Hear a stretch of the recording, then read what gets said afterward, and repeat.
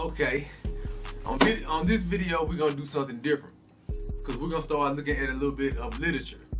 Alright, right here I just got a new book. I got a lot of books, but I just got a new book to add to my collection. It's called The Encyclopedia of American Indian Contributions to the World, 15,000 Years of Inventions and Innovations. Take a look at this cover right here. Right? So what we're gonna do is we're gonna go through this book, and it's an encyclopedia, so it's from A to Z. And we're gonna start with the letter A. We're gonna go through the American alphabet, and we're gonna pick a letter, and we're gonna pick something that was a contribution by the American Indians, the indigenous people of this land, from different time periods, and we're just gonna address them. Some things you might have known, maybe you didn't know.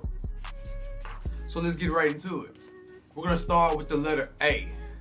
The letter A. And for A, we're gonna do aqueducts. Aqueducts. Alright, so in here it has aqueducts. 1700 BC, Mesoamerica, South American, Andean cultures. Aqueducts are pipes or channels designed to carry water from long distances. Most work on the principle of gravity. The Olmec, whose civilization arose in Mesoamerica about 1700 BC, were the first people to build aqueducts in Mesoamerica. In contrast, Roman aqueducts date to about 300 BC. The Olmec constructed their amazing engineering feats, including pyramids, out of basalt, a volcanic rock that is very dense, hard, and heavy. Olmec engineers used stone tools to build their aqueducts. A portion of the work was done at the basalt quarry, and the rest was done once the stones had been transported to the building site. The stone workers carved basalt blocks into U-shaped containers and laid them end to end from the water source to the locations where the water was needed. Once the U-shaped blocks were completed, they set them into clay in ditches. They carved the capstones to lay on the top of the U-shaped blocks that completely enclosed the water running through them. Archaeologists discovered that the capstones also served as altars or monuments, suggesting that the Olmecs may have considered the water sacred.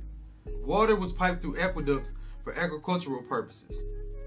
See also irrigation system. So they also had irrigation systems, obviously. Recent research at the Lorenzo site indicates that the systems were used to pipe drinking water as well. See plumbing. So they also had plumbing. The Moche, whose culture flourished on the northern coast of what is now Peru from about 200 BC to 8600, built extensive aqueducts to carry their irrigation canals across ravines. An aqueduct in the Chicama Valley is nearly 50 feet high and a mile long.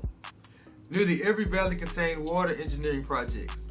The Inca, whose empire was established in what is now Peru in about AD 1000, built stone aqueducts to irrigate terraced fields and to carry water into city centers. When the terrain required it, they built causeways to carry water over low or marshy spots.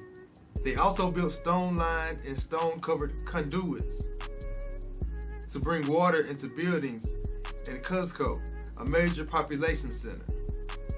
So as you can see here, when you think about ancient indigenous cultures, a lot of times you might think that they were like uncivilized or savages as they're described. You know, like they didn't have homes, like they were just living in trees and couldn't talk, just couldn't do anything. And that was just because they had their own distinctive way of doing things. Actually, when you get to researching, you'll actually find that a lot of things that you attribute to certain people weren't really created by them.